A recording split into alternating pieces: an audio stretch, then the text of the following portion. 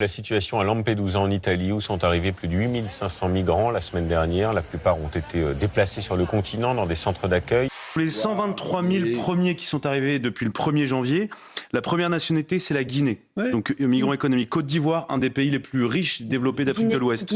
Un nouveau bateau des gardes-côtes italiennes qui a accosté ici au port militaire. À bord, des hommes, des femmes et des enfants. Et c'est comme cela, depuis maintenant plusieurs jours. Et parfois, ils viennent de très très loin. Ils viennent du Bangladesh, ils viennent de l'Éthiopie, du Soudan. Ce sont quasiment exclusivement des francophones. C'est la différence d'ailleurs avec la vague migratoire de 2015. Vous aviez beaucoup de Somaliens, d'Érythréens, de Syriens. Je ne sais pas où il est allé. Moi, j'y suis allée à Lampedusa. 11 000 en 48 heures. 11 000 hommes. Quelques femmes, très peu. Quelques enfants. Qui servent en fait d'alibi. Je suppose deux choses.